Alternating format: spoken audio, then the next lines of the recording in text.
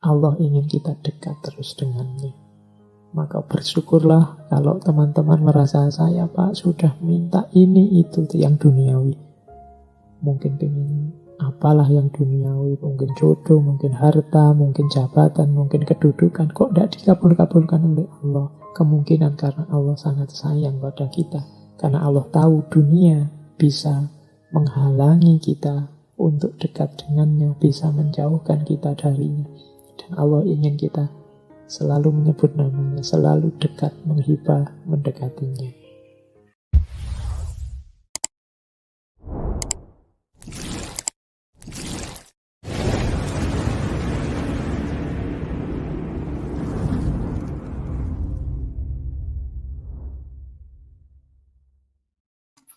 Assalamualaikum warahmatullahi wabarakatuh.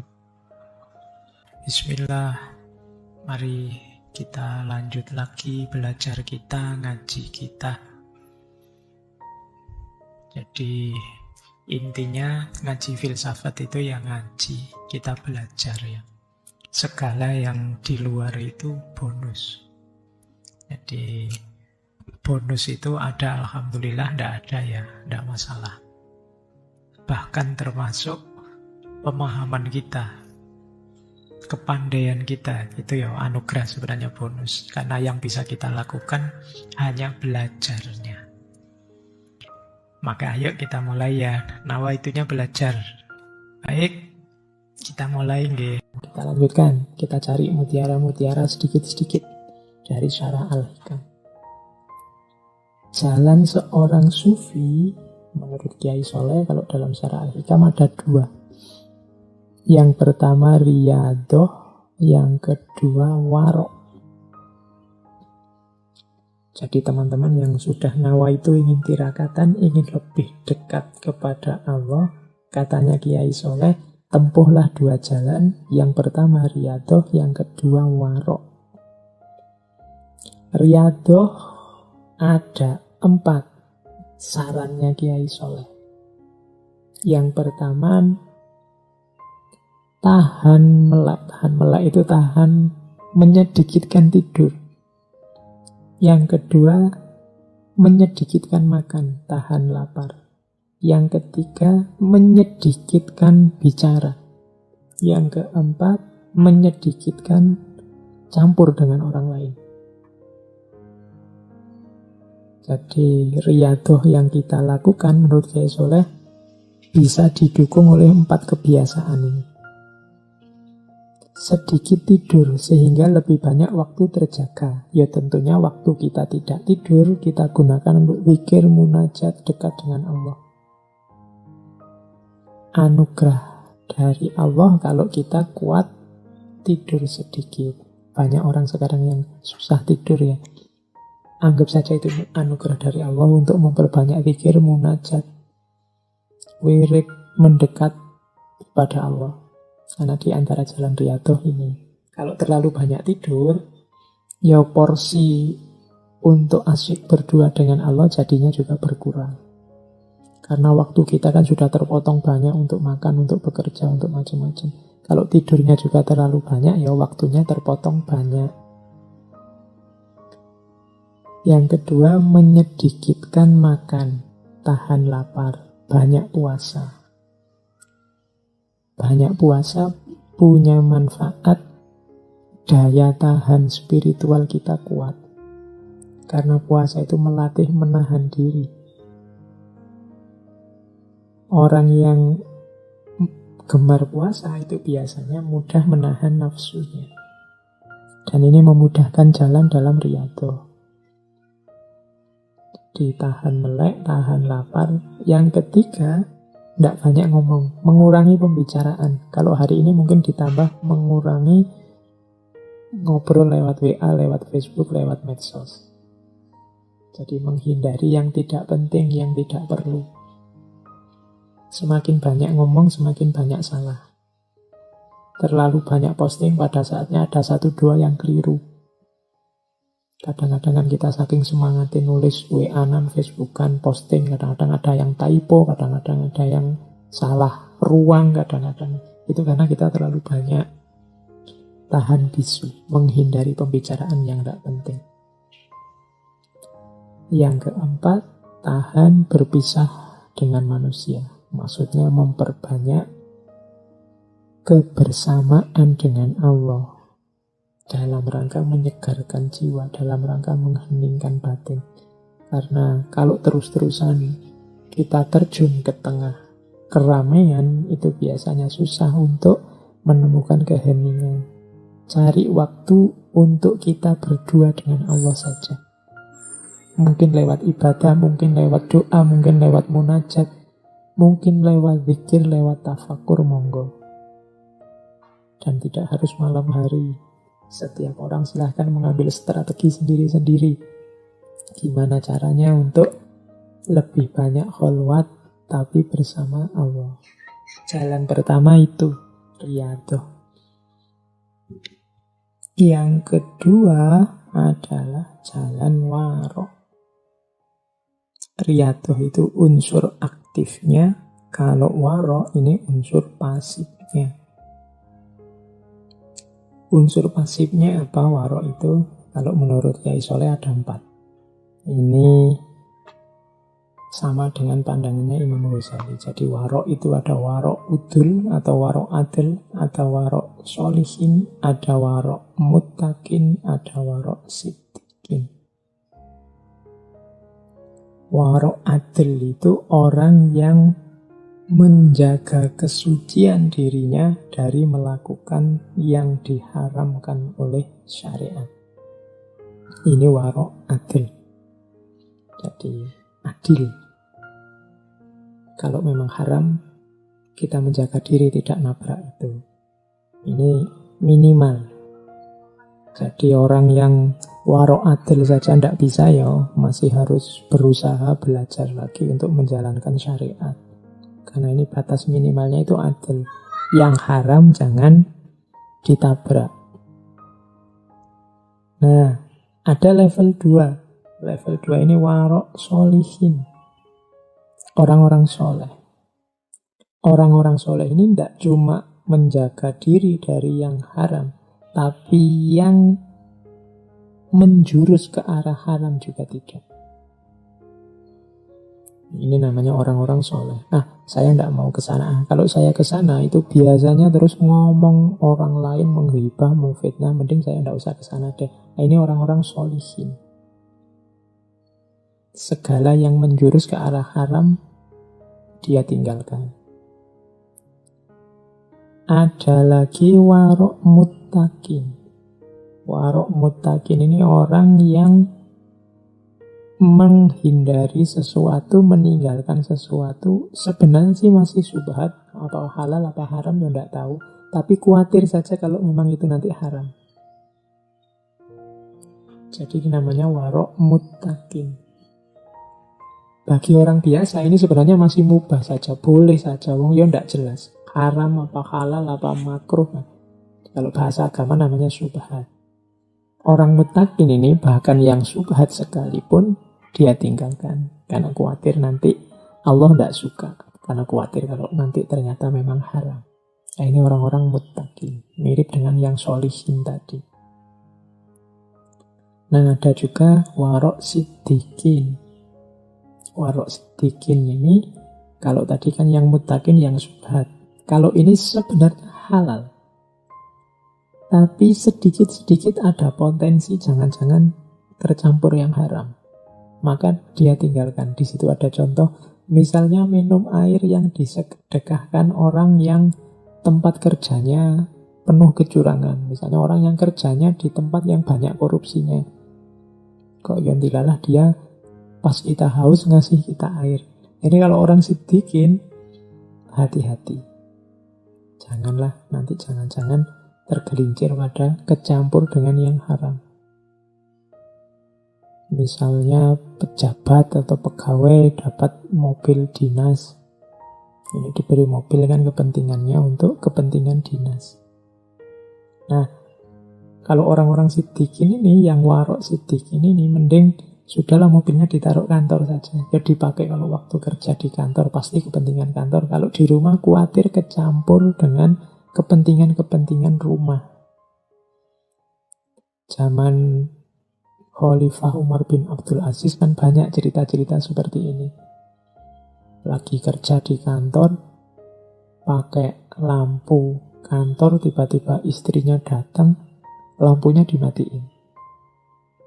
Karena khawatir wong ini lampu dibayar oleh pajaknya negara, untuk kepentingan negara. Kalau istri saya datang, pasti kepentingan keluarga, kepentingan pribadi. Maka lampunya dimatikan. Nah, ini jenis orang-orang siddiqin, menjaga diri. Nah, saya tidak tahu teman-teman ada di level kewaroan yang mana. Ya paling tidak yang paling bawah, yang adil itu harus kita jalankan. Jangan sampai nabrak yang haram. Syukur bisa naik solihin, bisa naik muttaqin, bisa naik siddiqin. Ini dimensi pasifnya. Yang aktif tadi ya lakukan riyadhah, latihan-latihan. 2. Jalan sufi. Nah, tambahkan dalam jalan sufi kita aspek ikhlas.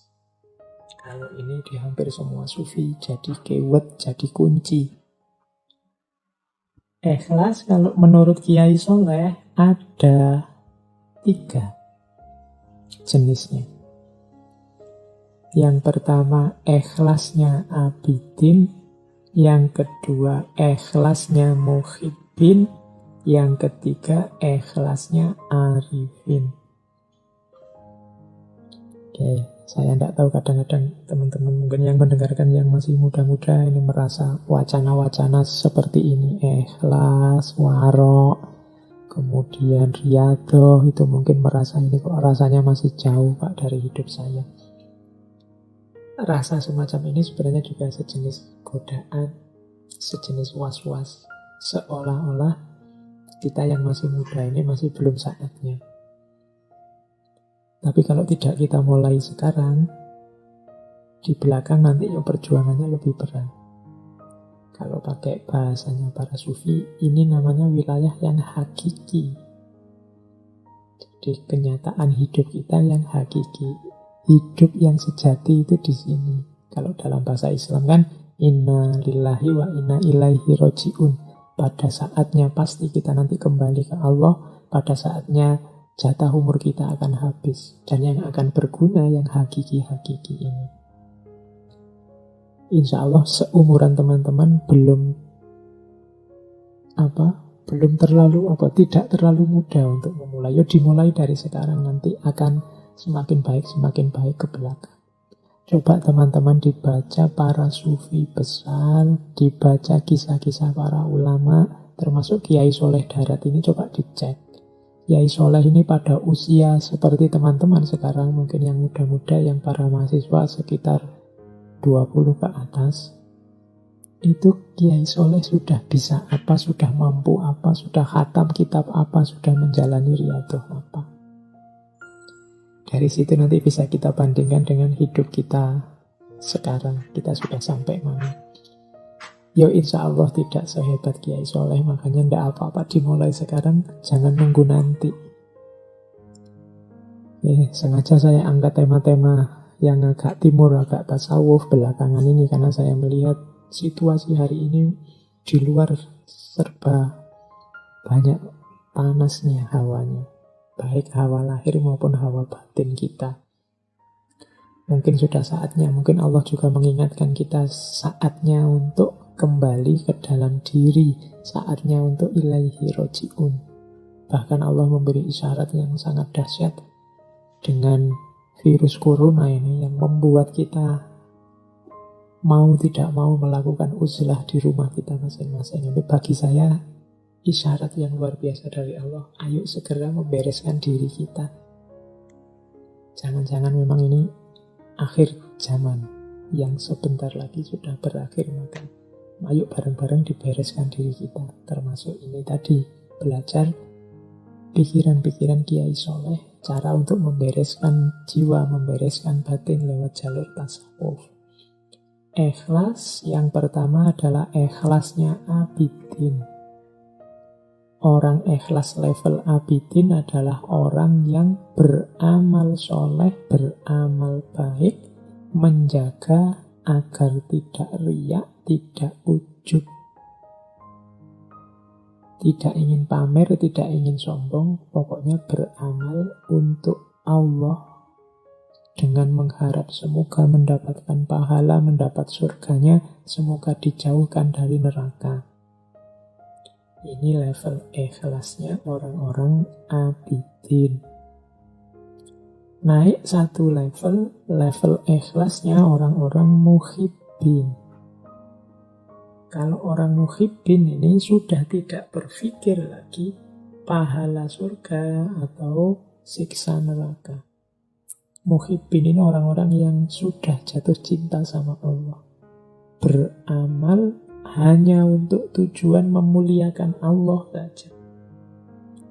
Orang yang jatuh cinta kalau beramal biasanya amalnya tanpa pamrih, hanya untuk yang dia cintai saja. Kalau kita beribadah pada Allah karena kita cinta pada Allah, tidak menunggu pahala, tidak sekedar berlindung dari siksa, kita sudah ikhlas di level 2, level muhibbin. Ada ikhlas di level paling tinggi. Kalau ikhlas di level paling tinggi ini ikhlasnya orang-orang arifin. Di level paling tinggi ini orang yang punya kesadaran bahkan aku bisa beramal baik ini bukan karena jasaku. Semuanya yang menggerakkan, yang membuka hati, yang memungkinkan aku beramal baik hanya Allah saja. Aku tidak punya daya, tidak punya upaya, tidak punya kehendak. Semua yang mengatur semua ini adalah Allah saja. Jadi ikhlasnya orang arifin. Kalau yang muhibbin tadi masih ada rasa aku mempersembahkan semuanya untuk Allah. Ini kan masih ada akunya yang berusaha. Tapi level arifin, bahkan yang aku lakukan ini hakikatnya pemberian Allah juga. Jadi aku tidak punya jasa sama sekali apapun. Nah, ini level orang arifin. Punya kesadaran bahwa yang membuat aku bergerak dan membuat aku diam itu ya Allah. Tidak sekedar mempersembahkan perbuatan untuk Allah seperti di orang-orang muhibbin, atau mengharapkan pahala dan menjauh dari neraka seperti di orang-orang abidin. Maka orang-orang arifin ini di antara cirinya selalu bersyukur. Alhamdulillah Allah menakdirku jadi orang yang taat, jadi orang yang patuh, jadi orang yang mau beramal soleh. Karena ada orang lain yang digaris untuk melakukan yang sebaliknya. Nah, itu cirinya orang arifin. Jadi ikhlas ternyata ada 3. Maka teman-teman tidak usah khawatir, Pak, kok saya masih incerannya surga ya Pak, masih tidak ingin masuk neraka ya Pak. Tidak apa-apa, itu pun sudah ikhlas. Meskipun ikhlas level abidin. Kalau di bawah ini, kalau di luar abidin apa Pak? Ya tadi, kalau di luar abidin, di bawah abidin berarti beramal hanya untuk pamer, beramal hanya untuk ujub, disombongkan, atau beramal karena duniawi, tidak karena Allah. Demi kemasyhuran, demi kekayaan, demi dipuji orang, itu berarti bawahnya abidin. Kalau abidin ya karena Allah, lillahi ta'ala, cuma sambil mengharapkan pahala dan ingin dilindungi dari siksa. Kalau muhibbin, tidak ada pamrih apa-apa, hanya untuk Allah saja amalnya. Kalau arifin, bahkan amal yang aku lakukan bukan dari aku, semuanya anugerah dari Allah. Nah, ini namanya ikhlas. Jadi, menempuh jalan sufi lewat riyadhah, kemudian menjaga diri lewat warok, dan semua itu dihiasi dengan ikhlas. Terus, selain ikhlas, nanti dalam syarahnya Hikam ada juga pandangan tentang kita harus selalu husnudzon pada Allah. Biasanya kebutuhan husnudzon ini dirasakan saat kita dapat musibah, dapat bencana, dapat kesulitan. Banyak orang yang bertanya-tanya, apa salahku, apa dosaku, kok Allah tega memberikan cobaan ujian seberat ini. Nah, itu yang kurang apa? Kalau ada pandangan semacam ini berarti dia tidak husnudzon kepada Allah. Dianggapnya Allah punya motif buruk, punya niat buruk. Padahal Allah itu Rahman Rahim. Allah itu tidak cuma sayang pada kita, tapi maha sayang. Berarti pasti Allah tidak menginginkan yang jelek, yang sengsara, yang menyusahkan untuk kita. Hanya kita saja mungkin yang salah paham atau kita sendiri yang milih susah, milih sengsara. Nah, husnudzon kepada Allah menurut Kiai Soleh ada 2 level. Ada level awam, ada level khawas. Kalau orang awam, itu husnudzonnya adalah kalau dia dapat kenikmatan, kemudian dia merasa bahwa nikmat ini asalnya dari Allah semata. Nah, ini husnudzon level orang awam. Allah lah yang mewujudkan, Allah lah yang memberikan semua kenikmatan ini. Makanya cirinya, buahnya husnudzon di level awam itu syukur dan mengharap rahmatnya Allah. Jadi orang awam berhusnudzon pada nikmat yang diberikan oleh Allah. Nah, ada yang lebih tinggi, yaitu husnudzonnya orang khawas, orang-orang khos, yaitu yang melihat pokoknya Allah ini maha sayang, maha cinta kepada hambanya. Meskipun yang kita rasakan ini sengsara, yang kita rasakan ini kesulitan hidup, yang kita rasakan ini ketidaknyamanan hidup, orang yang husnudzon di level khos ini menganggap bahwa semuanya merupakan kebaikan Allah kepada kita. Allah sebenarnya menginginkan yang baik dan yang terbaik untuk kita, hanya saja kita tidak paham. Hanya saja kita mungkin belum bisa membaca. Ada corona, ada macam-macam bencana, ada pertikaian, perselisihan di banyak tempat. Tapi orang-orang yang husnudzon pada Allah, ini pasti skenario-nya Allah untuk tujuan yang baik, untuk hasil yang baik. Hanya saja kita manusianya belum paham. Insya Allah nanti buahnya baik. Nah, kalau yang level 2 ini orang khos. Kalau orang awam biasanya lebih mudah husnudzon pada yang wujudnya nikmat-nikmat. Tapi kalau orang khos, apapun wujudnya, apakah itu nikmat, apakah itu dirasakan menyusahkan, semuanya dianggap buahnya kasih sayang Allah yang pasti hasilnya nanti kebaikan. Kalau tadi yang orang awam melahirkan syukur nikmat, kalau yang husnudzonnya orang khos melahirkan rasa cinta, rasa percaya, rasa tawakal kepada Allah. Orang yang husnudzon itu enak, tidak mudah mengeluh, tidak mudah susah. Ada orang maki-maki dia, kalau dibaca husnudzon, itu orang ini ternyata perhatian padaku, ternyata dia juga sayang padaku, makanya dia sebut kesalahan-kesalahanku sehingga semoga besok aku bisa memperbaiki. Ini perspektif husnudzon. Kalau orang perspektifnya suudzon, bahkan orang ngomong baik sekalipun dicurigai. Wah, jangan-jangan orang ini muji-muji aku, tapi nanti di belakangku menjelek-jelekan aku, atau membuat aku terlena sehingga nanti dia bisa ngalahkan aku, atau sebenarnya dia iri sebenarnya, cuma itu basa-basi saja. Ini orang yang perspektif suudzon, biasanya lebih tidak tenang, lebih stres. Apalagi kalau suudzon pada Allah, suudzon pada manusia aja membuat kita galau luar biasa. Kalau kita suudzon pada Allah, lebih galau lagi, karena tidak mungkin kita bisa mengalahkan Allah. Maka Kiai Soleh memberi saran, jalan sufi kita dihiasi dengan keikhlasan, dihiasi dengan husnudzon kepada Allah, sambil tetap menjalankan riyadhah dan warok. Oke. Nah, ini ada beberapa tips dari Syarah Al-Hikam. Bagaimana kalau kita mengalami kesulitan tadi loh Pak?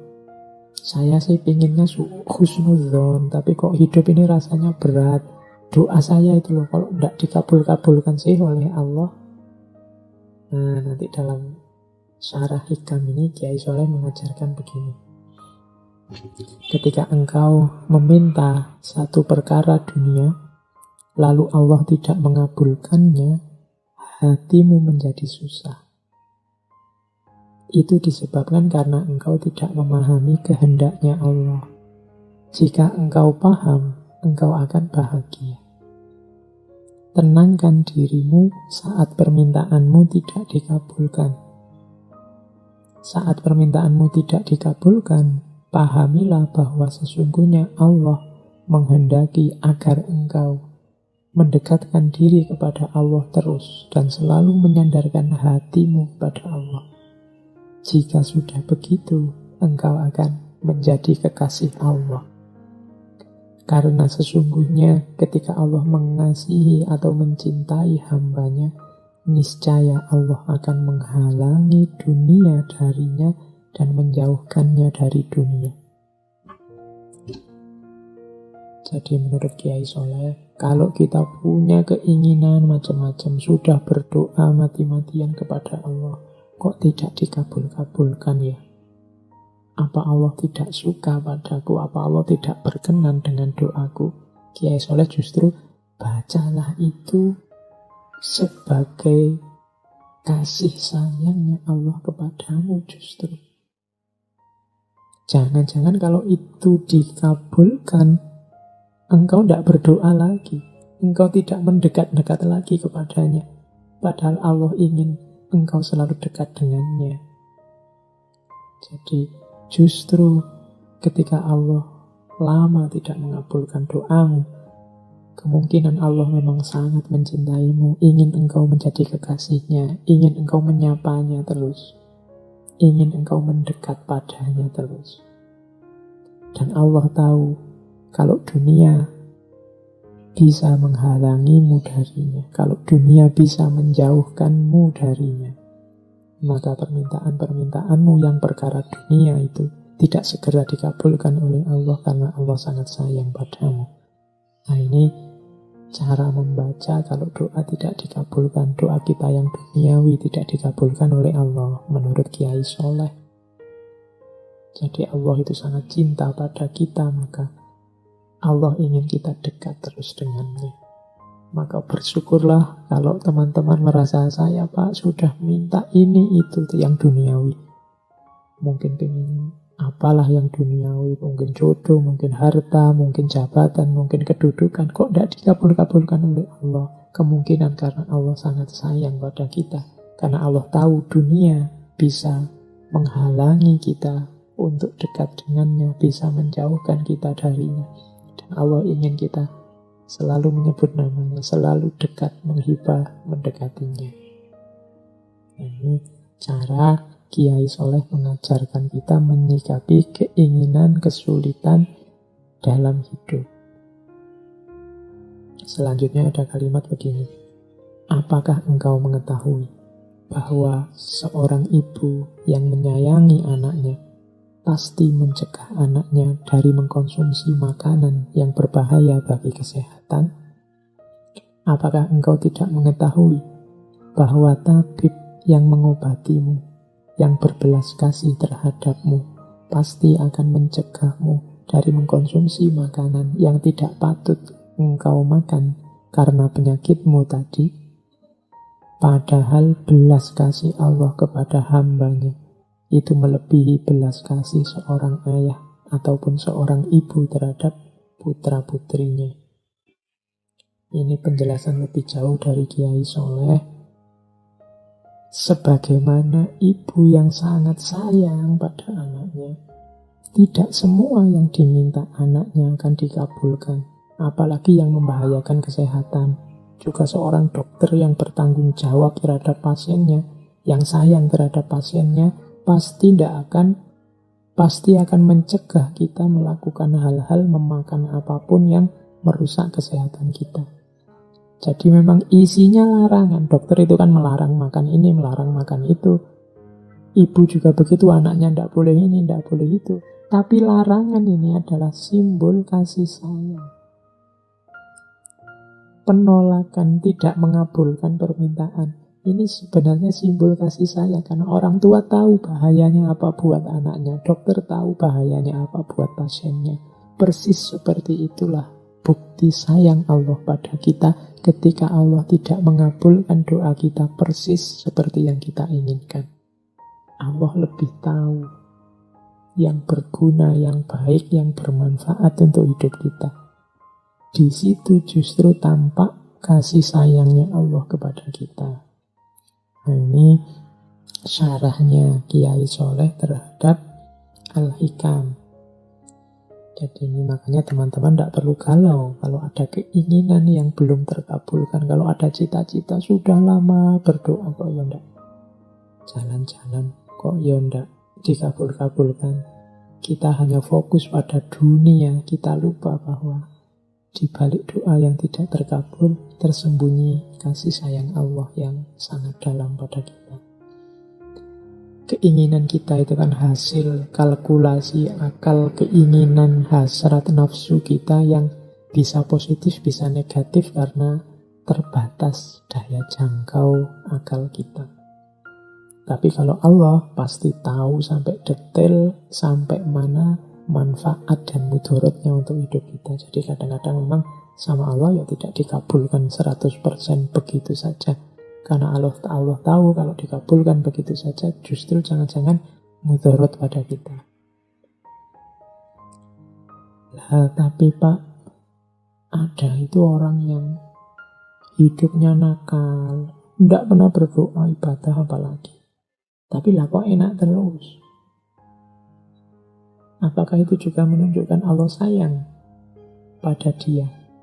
Nah, itu nanti selanjutnya ada kalimat juga dalam syarah Hikam. Katanya Kiai Soleh, kalau situasinya semacam itu, takut dan khawatirlah jika dianugerahkan nikmat kepadamu, sementara engkau selalu melakukan perbuatan maksiat, melanggar perintahnya.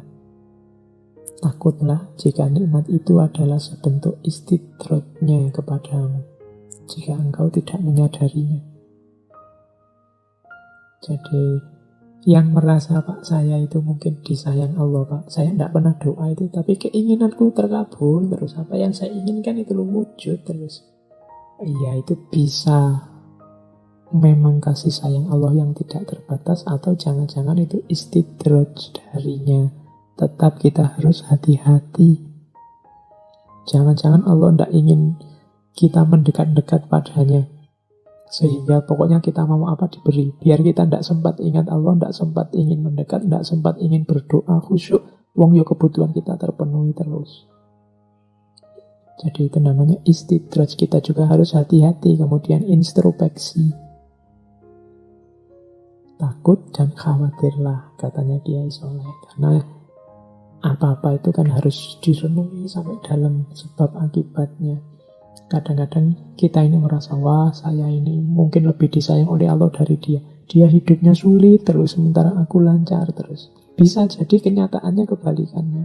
Dia sangat disayang oleh Allah, makanya secara dunia dia sulit terus, sehingga dia berdoa terus, ingin mendekat terus ke Allah biar kesulitannya terselesaikan.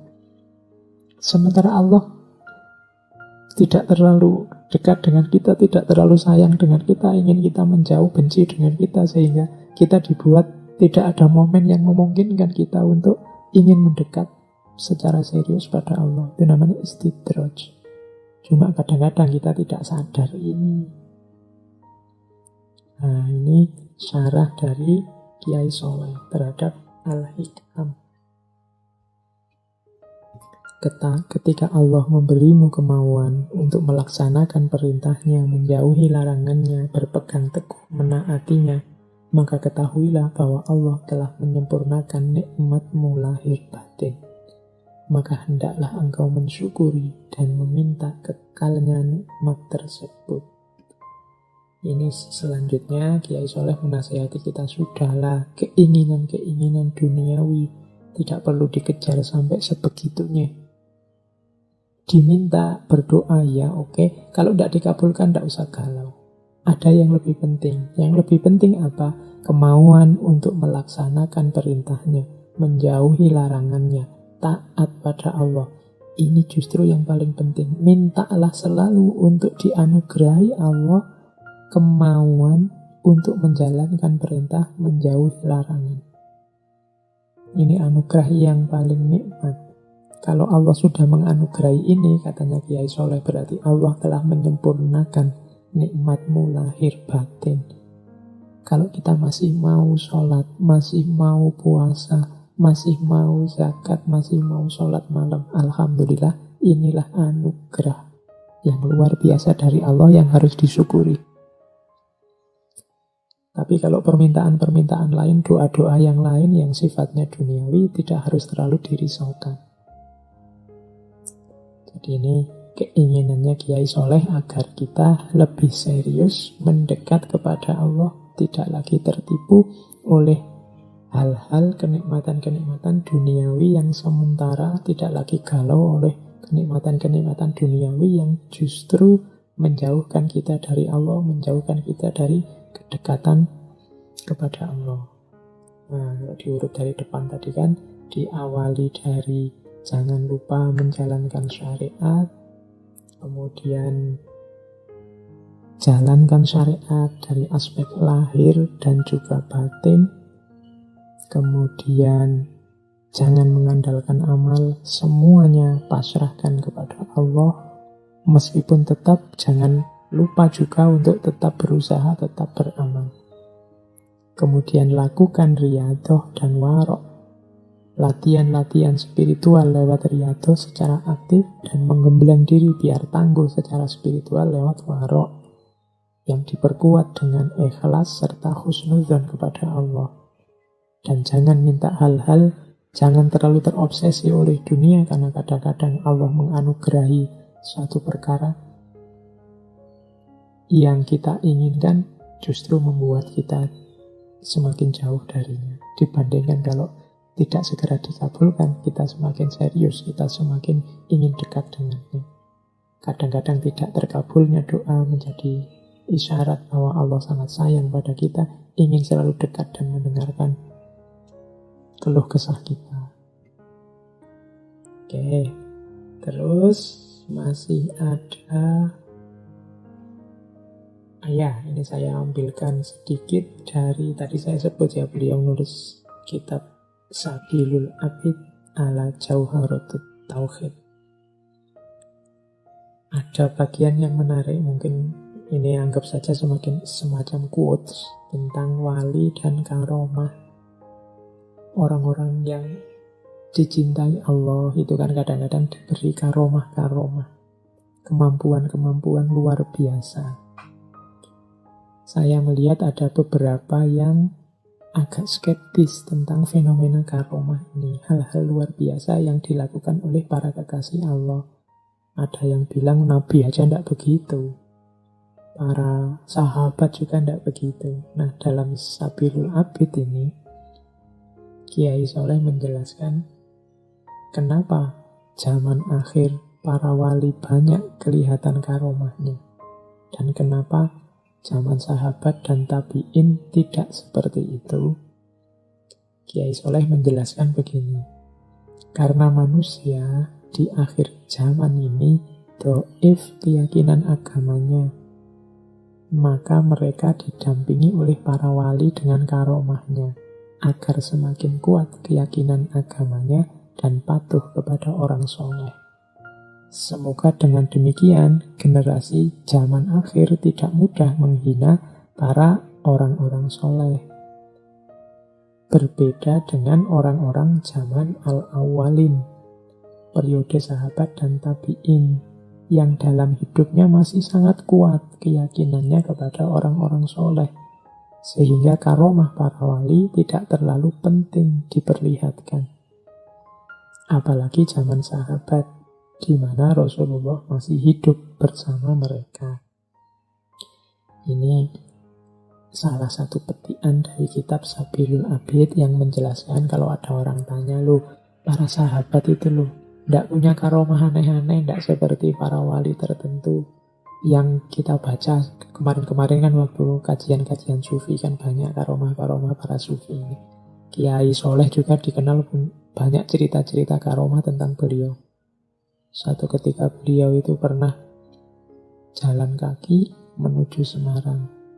Tiba-tiba ada Belanda bawa mobil lewat, nyalip beliau. Tapi begitu menyalip beliau, mobilnya mogok, macet, nggak bisa jalan. Nah, kemudian berjalanlah Kiai Soleh nyalip mobil itu. Kalau sudah disalip oleh Kiai Soleh, mobil ini bisa jalan lagi. Tapi begitu mobil ini nyalip Kiai Soleh lagi, mati lagi. Lama-lama Belanda yang lewat ini sadar, wah ini ada beliau ini, jangan-jangan karena karomahnya orang yang jalan itu. Akhirnya sama Belanda, Kiai Soleh dibarengi terus jalan. Akhirnya mobilnya tidak mogok lagi. Itu contoh karomah. Suatu ketika juga ada cerita Belanda yang ingin nyogok Kiai Soleh karena mungkin ingin mendekati Kiai Soleh karena beliau kan orang yang pengikutnya banyak, berpengaruh, santrinya banyak. Jadi Belanda ini membawa uang banyak kepada Kiai Soleh biar Kiai Soleh mau kompromi dengan Belanda. Wah, waktu tiba-tiba para Belanda ini mengeluarkan uangnya, Kiai Soleh terus marah. Terus dia mengambil sebongkah batu di hadapan orang-orang Belanda itu. Begitu batu itu diambil, ceritanya berubah menjadi emas. Nah, orang Belanda itu terus menjadi tidak berani lagi untuk nyogok Kiai Soleh. Ya meskipun ceritanya setelah memperlihatkan karomah ini, Kiai Soleh juga menyesal. Beliau sering menangis kalau mengingat cerita-cerita yang semacam ini. Tapi ini menunjukkan bahwa ya memang kadang-kadang Allah memberikan karomah pada orang-orang yang dicintai, pada para wali. Kenapa sih kalau di akhir zaman kadang-kadang malah lebih banyak cerita semacam itu dibandingkan zaman sahabat apa tabiin dulu? Jawabannya Kiai Soleh ya karena orang hari ini itu imannya lebih lemah, lebih butuh bukti lebih kuat, sehingga orang lain tertarik. Sehingga para wali, para ulama ini dipercaya. Maka Allah mengizinkan mereka mendapatkan karomah-karomah tertentu. Beda dengan zaman sahabat atau tabi'in. Mereka imannya masih sangat kuat, masih tidak butuh karomah-karomah. Apalagi zaman Kanjeng Nabi. Kanjeng Nabi masih hidup. Meskipun ada beberapa mukjizat Kanjeng Nabi, tapi kan tidak, kalau versinya di kitab Sabilul Abid, tidak sebanyak belakangan ini ada macam-macam karomah-karomah. Itu bukan karena para walinya, tapi mempertimbangkan kelemahan keimanan kita yang menuntut bukti macam-macam.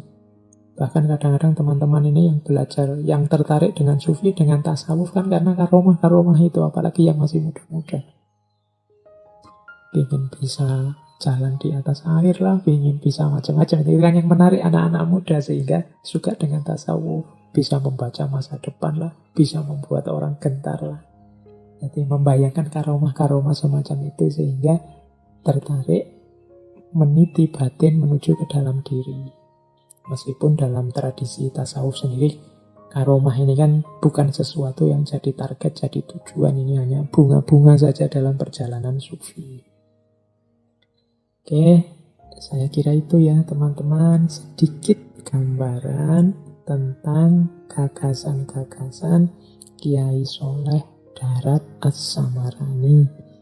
Monggo yang tertarik untuk belajar lebih dalam, kelihatannya kalau hari ini buku-bukunya sudah banyak yang diterjemah, banyak yang sudah ditranslate dalam tulisan Latin, tidak lagi background.